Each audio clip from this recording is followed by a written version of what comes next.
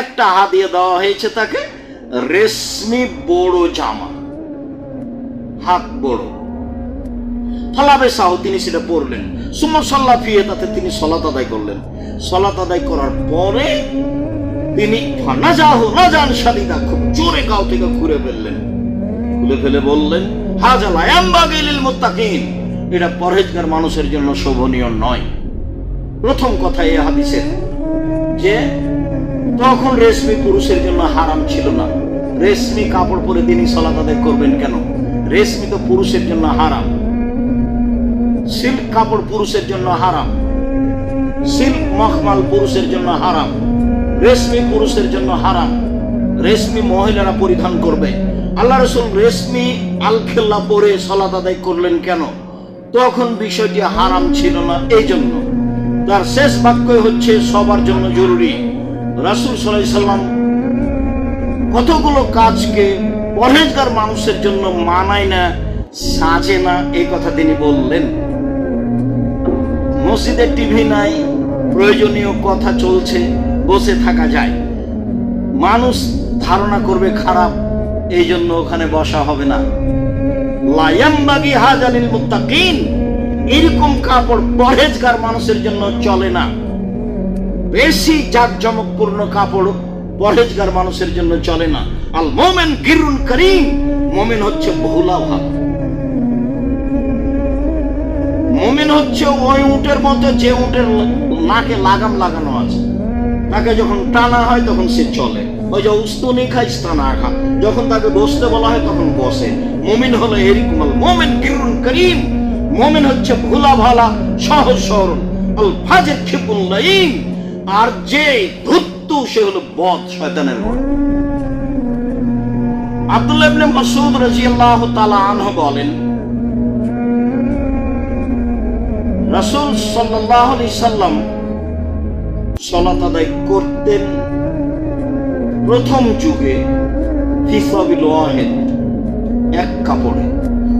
রাসূল সাল্লাল্লাহু আলাইহি সাল্লাম এক কাপড়ে প্রথম দিকে সালাত আদায় করতেন।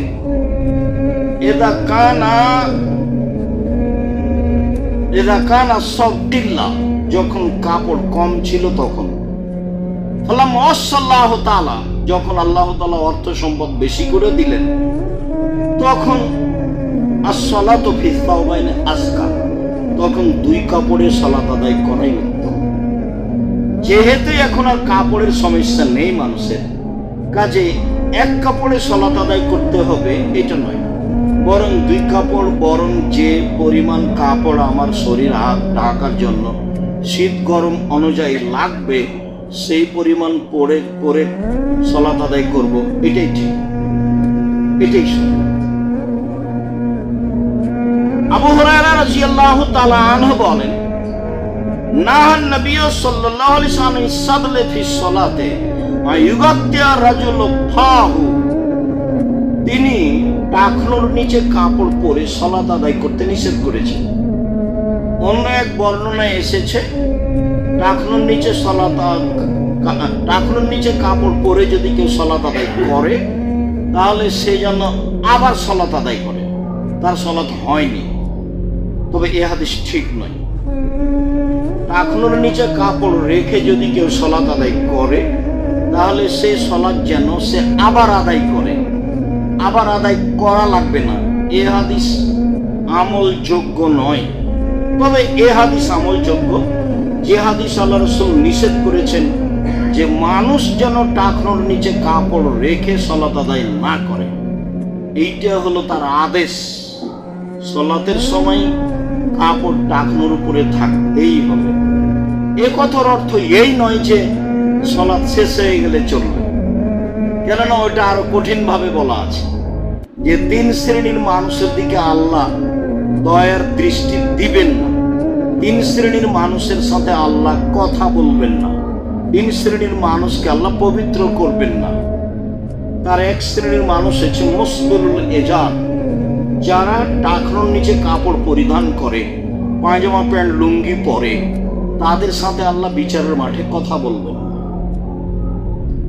কাজেই সালাতের সময় সহ যে কোনো সময় পুরুষ মানুষ তার কাপড় টাকনোর উপরে রাখবে, এটা জরুরি, বাধ্য। এত বড় অপরাধ কেন? আমিও বাহ্যিকভাবে কিছু বুঝতে পারি না, কিন্তু কেন আল্লাহ রাসূল বললেন? তাতে ভেবে দেখা যায় যে এই পাপটা মনের সাথে জড়িত হয়ে যাবে। আর মনের সাথে জড়িত যেগুলো পাপ, মনে চাই। টাকনোর নিচে যদি কাপড় পরিত ভালো লাগে, প্যান্টটা টাকনোর নিচে থাকলে ভালো লাগে, আর প্যান্টটা টাকনোর উপরে গেলে খালি ঠ্যাঙ্গা ঠ্যাঙ্গা লাগে, কেমন কেমন লাগে। বউয়ে বলে, মেয়ে বলে, আপু কি তুমি প্যান্ট পরে আছো, টাকনোর উপরে খালি ঠ্যাঙ্গা ঠ্যাঙ্গা লাগে। এইটা হলো মনের সাথে জড়িত। এই জন্য এত অপরাধ, এত বড় অপরাধ। অবাক হবেন, 3টা পাপকে সিরিয়াল বলেছেন আল্লাহ নবী, যার সাথে আল্লাহ কথা বলবেন। কোনো কথাই নেই বিচারের মধ্যে তার সাথে, যান তার পবিত্রতার কোনো দিক নাই, অথচ 99টা দয়া তার কাছে থাকবে বিচারের দিনে।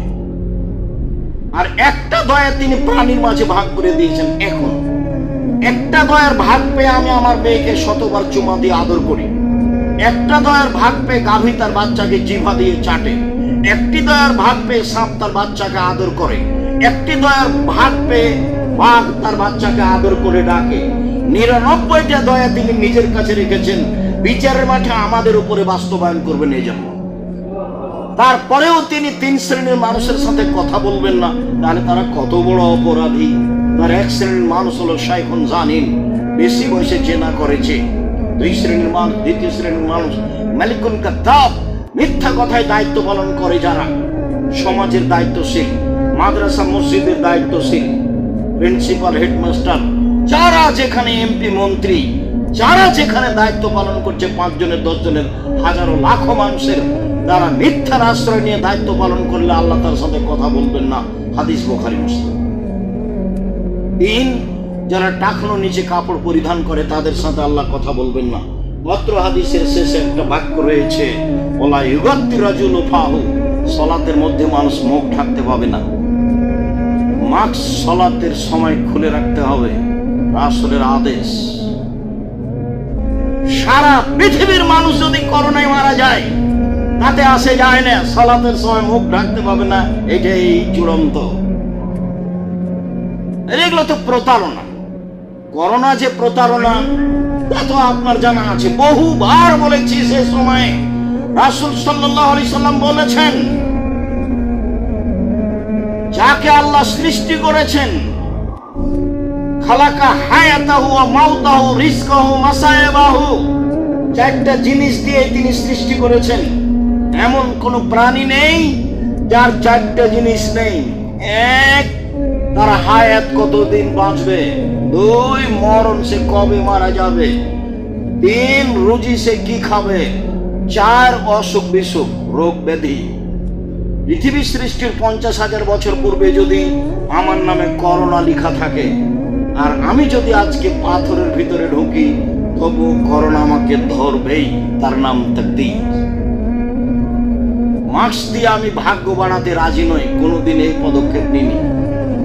মাস্ক দিয়ে আপনি ভাগ্য বাড়ানোর প্রয়োজন মনে করেন না। এখন মাস্ক লাগান, ধুলাবালি তো আছে, ধুলাবালি দেখবেন, ঘরের জানালা খুলে রাখেন, আলোটা ভিতরে আসুক, তখন আপনি দেখেন তাকিয়ে কত ধুলাবালি আছে। এখন আপনি মাস্ক ব্যবহার করেন, সব সময় করেন, শুধু সালাতের সময় খুলে রাখবেন।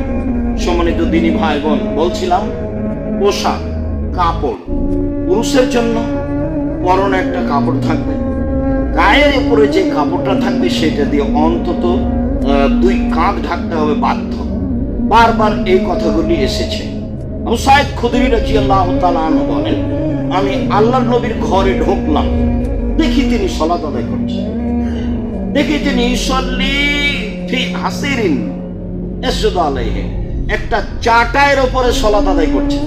হয়তোবা সেটা চামড়ার চাটাই, হয়তোবা সেটা খেজুরের রশির চাটাই, এমনটা হতে পারে। খুব একটা যে সুবিধাজনক তা নয়, কেননা অন্য হাদিসে দেখেছি যে তিনি চামড়া বিছিয়ে সালাত আদায় করছেন। তো আপনিও জায়নামাজ বিছিয়ে সালাত আদায় করতে পারেন। আমি আপনাকে আন্তরিকভাবে, আপনি আমার দিনী ভাই, দিনী বোন হিসেবে আপনাকে আমি অনুরোধ জানাচ্ছি, আপনি এই জায়নামাজ ফেলে দেন যেটা আপনি ব্যবহার করছেন, সেটা যতই দামি হোক না কেন। আজকেই কালকেই ঢাকাতে যেখানে 1 কালার জায়নামাজ পাওয়া যায় সেটা ব্যবহার করেন। যেখানে কোনো নকশা থাকবে না। নকশা তো রাসূল সাল্লাল্লাহু আলাইহি ওয়াসাল্লাম সরিয়ে দিলেন। আর ওরকম কোন চাদর যদি জানালা দরজা লাগা থাকে তাহলে রাসূল ঢুকে তাকে ছিঁড়ে ফেলতেন। ছবি মূর্তির তো কোনো প্রশ্নই আসে না। ছবি মূর্তির সাথে আপনার ভালোবাসা কেন এত, তা আমাদের বুঝে নেই। আপনার বাড়িতে পুতুল কেন আপনার ছেলে মেয়ের হাতে, সেটা আমরা বুঝি না। আপনার ছেলে মেয়ে যে পটে পেশাব পায়খানা করে সেটা ঘোড়া, সেটা আপনার বাড়িতে দিন রাত কিভাবে থাকে সেটা আমাদের বুঝের বাইরে। আপনি কেমন তাহাজ্জুদ পড়েন, কেমন সালাত আদায় করেন, আপনার স্ত্রী কেমন বোরখা পরে, তা আমার বুঝের বাইরে। এগুলো তো চলে না।